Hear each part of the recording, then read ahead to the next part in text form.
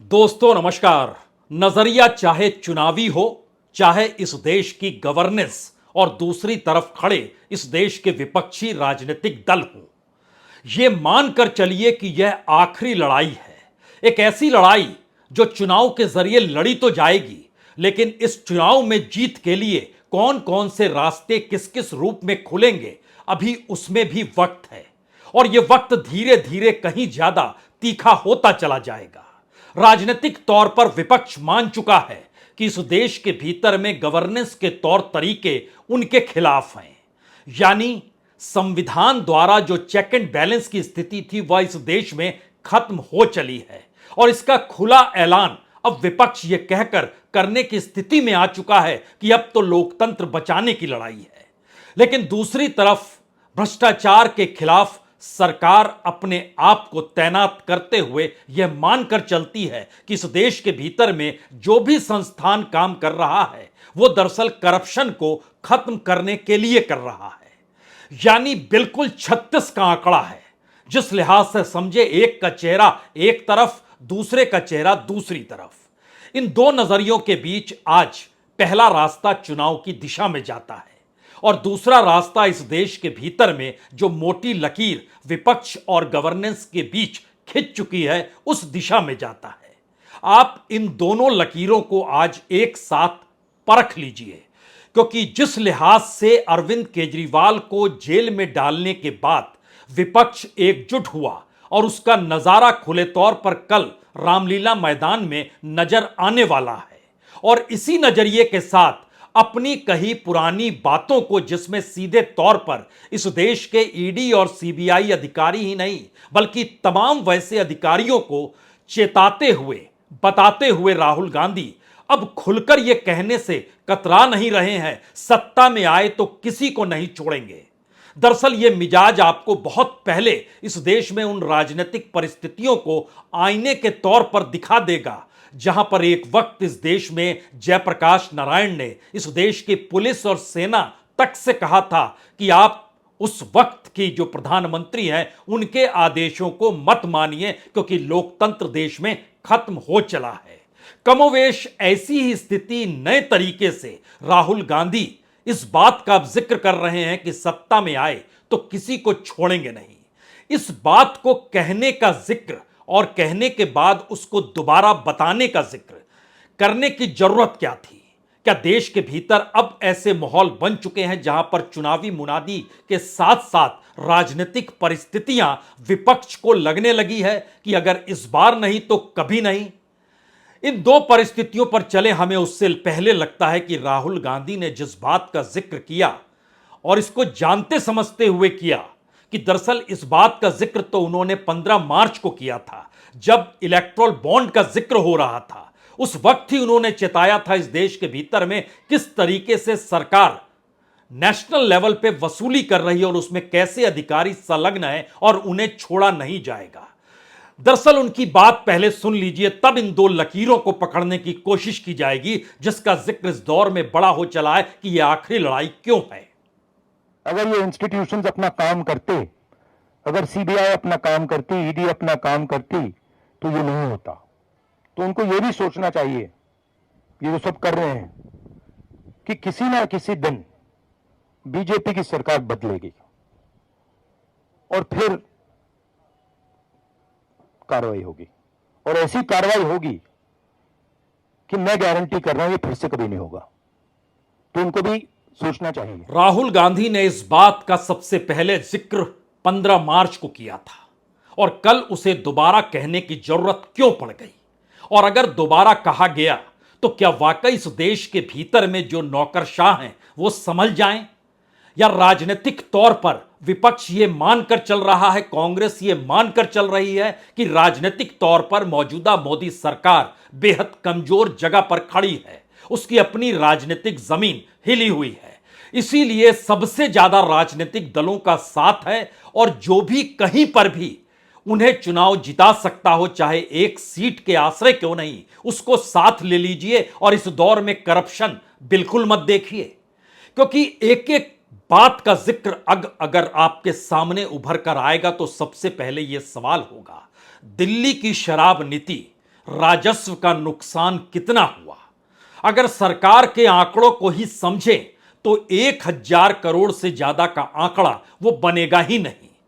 लेकिन अगर 1,000 करोड़ के आईने के तहत इस देश के भीतर में दिल्ली के मुख्यमंत्री ईडी गिरफ्तार कर ले जाती है और वो जेल में रखने की स्थिति में आती है, तो दूसरी तरफ याद कीजिए इस देश के सबसे बड़े माइनिंग क्षेत्र के माफिया जनार्दन रेड्डी बेल्लारी में आज भी उनके घुसने पर प्रतिबंध है। अदालत ने यह प्रतिबंध लगाया हुआ है। वो जेल गए, लेकिन उसके बाद 2015 में उनको जमानत मिल गई। 2018 में देश के गृह मंत्री अमित शाह जब चुनाव प्रचार के मोड में थे, तब वो कर्नाटक पहुंचे थे और उन्होंने बीजेपी के तमाम लोगों से कहा था आप इनसे दूर रहेंगे। लेकिन 2024 की स्थिति ऐसी आ गई कि अब खुद वो उनके करीब आ गए। उन्होंने कहा क्या, ये हम आपको बताएंगे जरूर, लेकिन उससे पहले समझिए उनके जरिए जो आकलन लोकायुक्त ने किया, जो अदालत ने किया, उससे राजस्व का घाटा 16,500 करोड़ का हुआ। वह मंजूर है और वह बीजेपी को अपनी मां समझते हैं। राजनीतिक तौर पर उनका जन्म बीजेपी के भीतर ही हुआ है, लेकिन जैसे ही बात करप्शन की होगी, और यहां पर यह भी जानना समझना जरूरी है कि बकायदा अदालत के निर्देश के बाद उनके खिलाफ कार्रवाई शुरू हुई थी और सीबीआई ने 5 सितंबर 2011 को अरेस्ट कर लिया था जनार्दन रेड्डी को, और जमानत 21 जनवरी 2015 को उनको मिल गई। लेकिन कहा क्या गया और इस दौर में क्यों ऐसा जिक्र हो रहा है कि राजनीतिक तौर पर आर पार की लड़ाई लड़ी जा रही है चुनाव के मद्देनजर?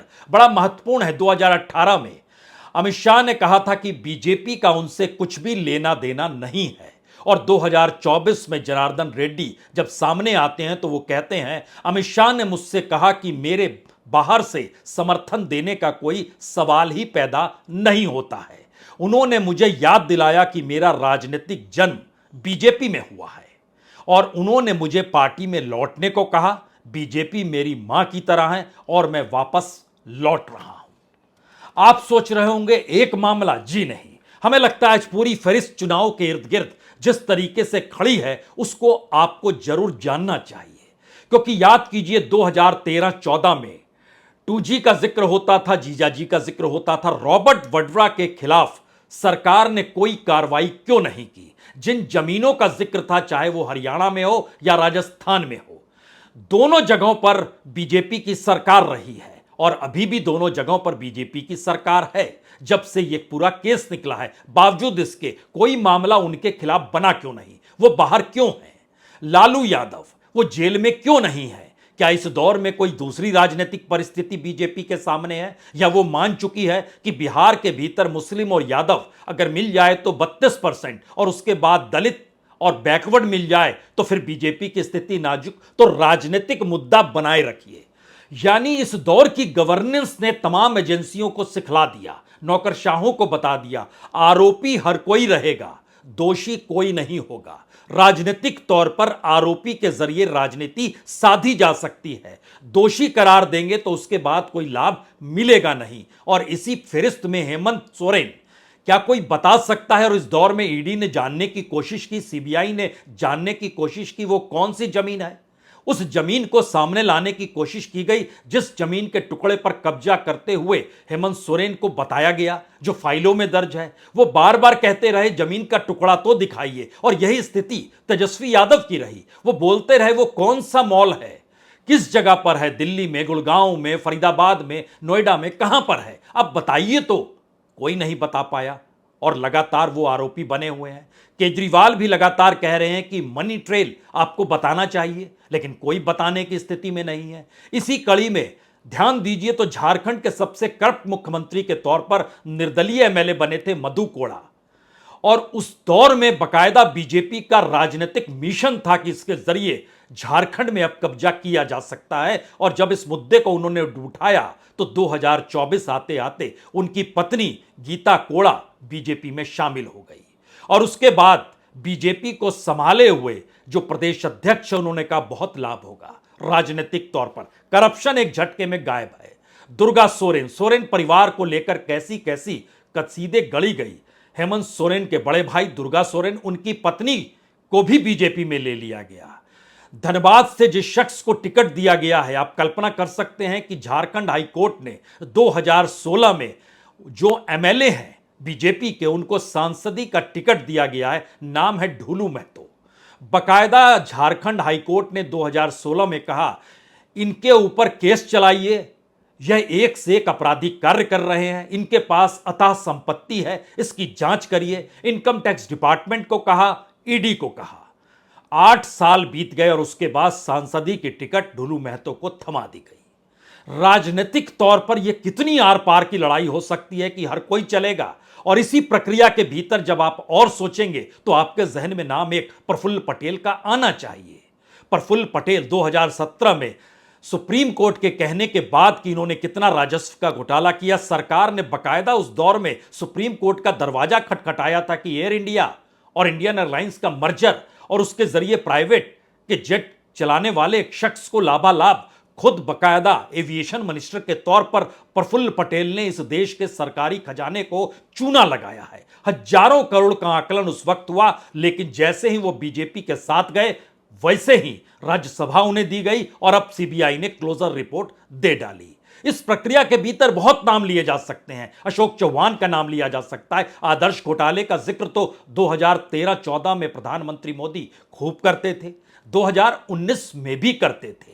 अजीत पवार, सिंचाई घोटाला हो या फिर कोऑपरेटिव घोटाला हो, हजारों करोड़ का मामला यहां भी, वह भी बंद हो गया। 2G मामले में आपने सुना कोई पॉलिटिशियन जेल गया, किसी को जेल भेजा गया, लेकिन 2G का जिक्र आज भी होता है।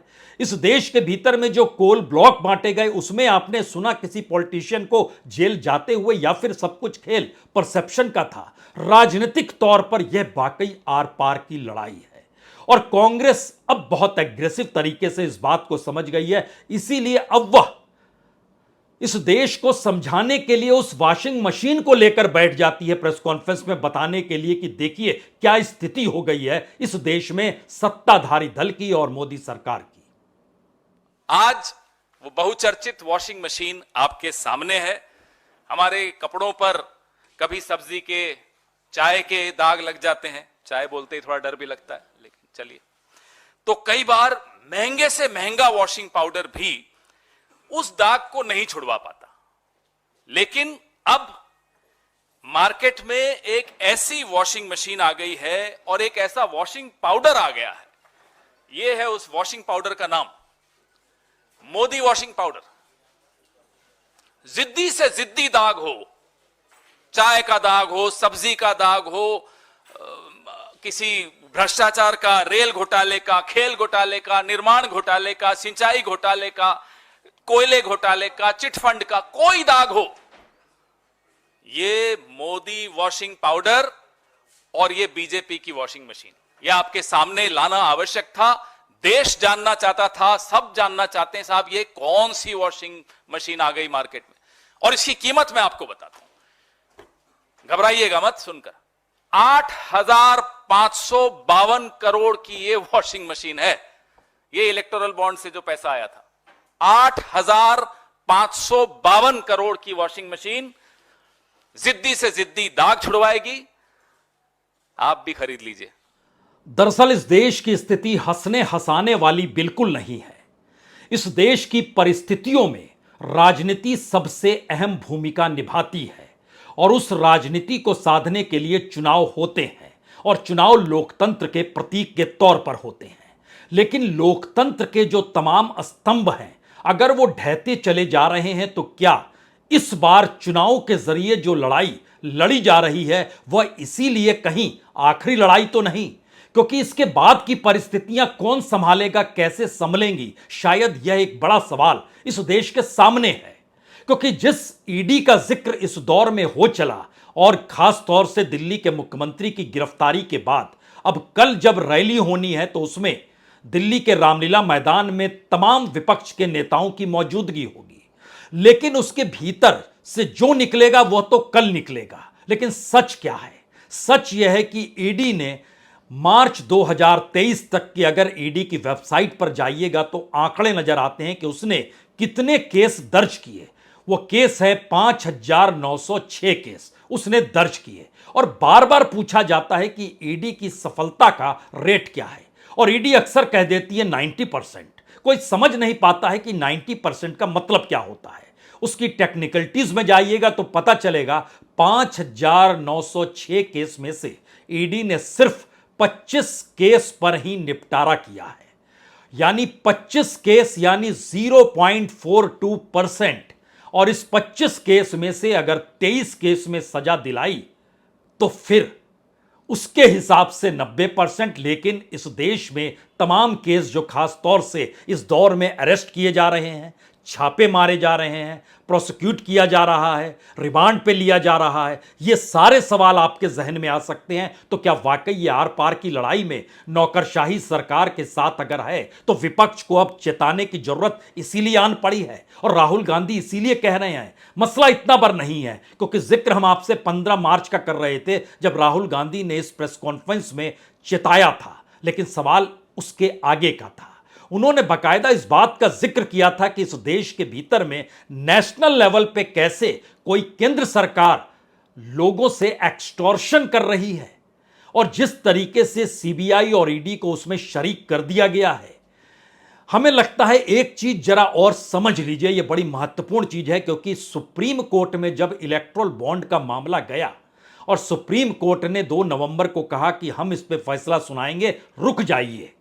अब सवाल है कि सुप्रीम कोर्ट में फैसला सुनाने की स्थिति में सुप्रीम कोर्ट आ रहा है, लेकिन उसके बावजूद भी इलेक्टोरल बॉन्ड की बिक्री जारी रही। इतना ही नहीं, बॉन्ड की बिक्री भी जारी रही, आरबीआई ने छापा भी और उसको रिलीज भी किया। बॉन्ड को 8,350 करोड़, बॉन्ड तो 1 लाख का भी होता है, लेकिन पहली बार 8,350 करोड़ के जो बॉन्ड छपे वो सारे बॉन्ड 1-1 करोड़ के थे, यानी 835 बॉन्ड जो थे वह 1-1 करोड़ के थे। सारे बॉन्ड 1-1 करोड़ के थे, यानी 8,350 बॉन्ड जो छपे वो सभी 1-1 करोड़ के तौर पर थे। और उन बॉन्ड को जो रिलीज किया गया तो उससे पहले 15 फरवरी को इलेक्टोरल बॉन्ड को ही सुप्रीम कोर्ट ने असंवैधानिक करार दे दिया। लेकिन उसके बावजूद 21 फरवरी को इलेक्टोरल बॉन्ड सप्लाई किए गए, पैसा पॉलिटिकल पार्टीज को गया। यह अपने देश में एक अनूठी सोच और अनूठी गवर्नेंस की परिस्थिति है, जिसमें सुप्रीम कोर्ट ने कह दिया कि यह गैर कानूनी है, असंवैधानिक है। बावजूद इसके इलेक्टोरल बॉन्ड छपे, और छपे ही नहीं, एसबीआई ने बकायदा बिल केंद्र सरकार को थमाया कि देखिए हमारा 12 करोड़ रुपया खर्चा हुआ है, जीएसटी के साथ आप पेमेंट कीजिए। सरकार ने भी 8 करोड़ 57 लाख रुपए दे दिए। और उसके बाद दूसरा बिल निकला नासिक से। नासिक में इंडिया सिक्योरिटी प्रेस है, वहां पर बॉन्ड छपे, उसने भी बिल थमाया कि 1 करोड़ 93 लाख का बिल हुआ जीएसटी के साथ, उसे भी सरकार ने दिया और 1 करोड़ 90 लाख का पेमेंट हो चला है। आरटीआई के जरिए यह जानकारी कमोडोर बत्रा ने निकाली और उन्होंने इस बात की जानकारी दी कि कैसे इस देश के भीतर में सुप्रीम कोर्ट अनकॉन्स्टिट्यूशनल जिसको कह देता है वह भी कोई मायने नहीं रखता है। तो इसीलिए इस दौर में क्या पूरा सिस्टम हमारा उस चुनाव की दिशा में बढ़ रहा है कि अगर चुनाव मौजूदा सत्ता हार गई तो कल्पना के परे है कि इस देश में क्या होगा, लेकिन अगर वो जीत गई तो वह भी कल्पना के परे है कि इसके बाद क्या क्या होगा। और शायद इसीलिए इन बातों का जिक्र राहुल गांधी अब करने से घबरा नहीं रहे हैं। मगर इस स्केल का भ्रष्टाचार, इस लेवल का भ्रष्टाचार कि आप देश की पूरे के पूरे इंफ्रास्ट्रक्चर को करप्शन करने में लगा दो,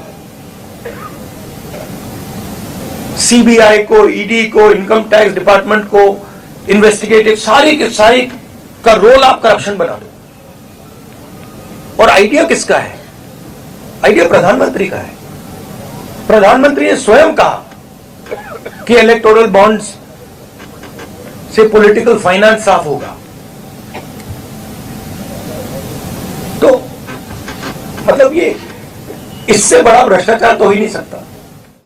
तो क्या देश के भीतर राजनीतिक परिस्थितियों ने ऐसी परिस्थिति बना दी जहां पर इस देश के नौकरशाह और तमाम संवैधानिक और स्वायत्त संस्थाएं भी सत्ता के साथ खड़ी हो गई? क्योंकि राजनीतिक तौर पर यह देश चलाया जा सकता है, इसका खुला ऐलान मौजूदा राजनीतिक सत्ता ने बहुत पहले कर दिया। और इस देश के भीतर जो भी राजनीतिक परिवर्तन हुए, उस राजनीतिक परिवर्तन से बड़ा परिवर्तन इस देश में संवैधानिक स्तर पर गवर्नेंस के तौर पर हुआ है। अब यह सवाल है कि एक तरफ संविधान के मातहत चलने वाले संगठन हैं, संस्थान हैं, दूसरी तरफ इस देश में चुनावी मौजूदगी और चुनावी परिस्थिति जो इस वक्त आकर खड़ी हो गई है। इन दो परिस्थितियों के बीच क्या वाकई अब सरकार फंस गई है कि वो कैसे कार्रवाई करे? जिन नेताओं का नाम लेती है जेल में डाल देगी, सजा सुना देगी, तो राजनीतिक लाभ उन्हें मिल जाएगा। अगर वो अपराधी हैं तो राजनीतिक लाभ क्यों मिलेगा? हेराल्ड केस में राहुल गांधी से 5 दिन लगातार 50 घंटे पूछताछ हुई। सोनिया गांधी से 3 दिन तक लगातार लगभग 21 घंटे पूछताछ हुई। अगर अपराधी हैं तो जेल में क्यों नहीं डाला गया? यह सवाल तो वडेरा के साथ भी है, और यह सवाल तो हर उस नेता के साथ है जिसको लेकर सवाल है अगर करप्शन है तो हेमंत सोरेन के खिलाफ साबित क्यों नहीं हो रहा है? और यहीं से महीन सी राजनीति निकलती है।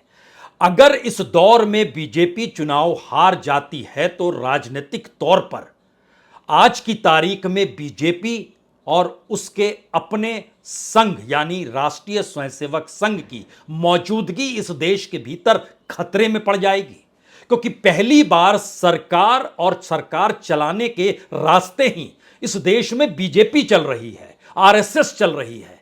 तो राजनीतिक लड़ाई आने वाले वक्त में कैसे लड़नी है, यह सब कुछ मौजूदा मोदी सत्ता पर टिका है। इसीलिए दोनों तरफ से उसको दोनों हाथों से लाभ पहुंचाने की स्थिति में है कि किसी भी हालत में मोदी सरकार को हारना नहीं है, अन्यथा बड़ी मुश्किल हो जाएगी। क्या यह परिस्थिति बीजेपी और आरएसएस के साथ है?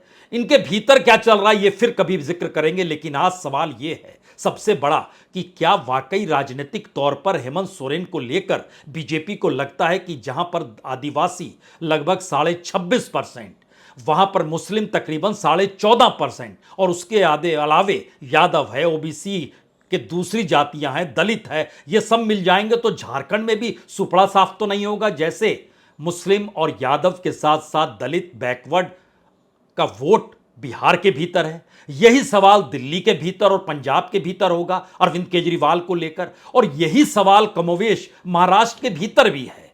अगर बीजेपी अपने बूते महाराष्ट्र में रहती और वो शिवसेना को ना तोड़ती, करप्शन के रास्ते को चलते हुए वो इसे बड़ा मुद्दा बनाती, तो हो सकता था बीजेपी को लाभ मिलता।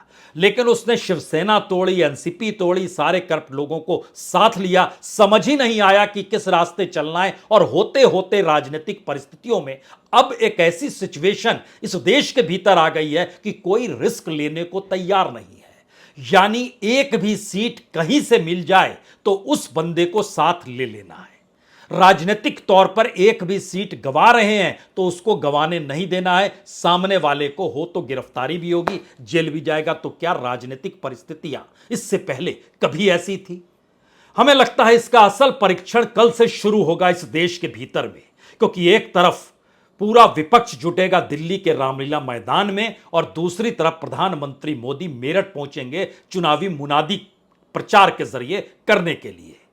और मेरठ के जरिए हो सकता है वह उनको बार बार अतीत याद आता हो, क्योंकि 2014 में भी शुरुआत मेरठ से ही की थी, 2019 में भी वहीं से की थी। दूसरी तरफ रामलीला मैदान, चाहे वो नेहरू का यहां भाषण हो, चाहे लाल बहादुर शास्त्री का हो, और चाहे जेपी की मौजूदगी में दिया गया इंदिरा को चिताते हुए भाषण ही क्यों ना हो, राजनीतिक तौर पर मौजूदा वक्त में सिर्फ बात राजनीति की है या इस देश में चल रहे गवर्नेंस की है। और यह मजबूती राजनीतिक तौर पर दिल्ली के मुख्यमंत्री के जेल में जाने के बाद से क्या कहीं ज्यादा तीखी हो गई है और यह आर पार की लड़ाई की बुनियादी है? यकीनी तौर पर यह एक ऐसी परिस्थिति है भारत की राजनीति के बीच जो कल से जिसकी शुरुआत होगी, उसके बाद जो तेवर और तलखी उभर कर आएंगे वह सिर्फ यही कहा जा सकता है या तो बहुतों की गिरफ्तारी या फिर राजनीतिक तौर पर आरोप प्रत्यारोप का ऐसा सिलसिला जिसमें इस देश की जनता की भागीदारी कैसे हो जाए, यही सवाल सबसे बड़ा विपक्ष के सामने होने वाला है। और शायद इसीलिए जो 3 बातें सबसे महत्वपूर्ण है उस पर गौर रखिएगा। अब इस देश का नौकरशाह क्या सोचता है? उसके सामने मजबूरी है या वह कुछ सोच रहा है? इस देश के भीतर में चुनाव आयोग और सुप्रीम कोर्ट के भीतर जो मामले हैं उनको लेकर क्या क्या निर्णय आने वाले वक्त में लिए जाएंगे, उस पर सबकी नजर है और ये खुद भी समझ रहे हैं। और तीसरी परिस्थिति है कि राजनीतिक तौर पर जो लड़ाई मौजूदा मोदी सरकार और विपक्ष के बीच की है, वह सिर्फ संवाद भाषण में गुम होगी या वो रास्ता कहीं ज्यादा आमने सामने साम दाम दंड भेद को साथ लेते हुए एक नई परिस्थिति की रचना करेगा। हमें लगता है एक नई परिस्थिति की लकीर इस देश में खिंचने को तैयार है, सिर्फ वक्त की बात है।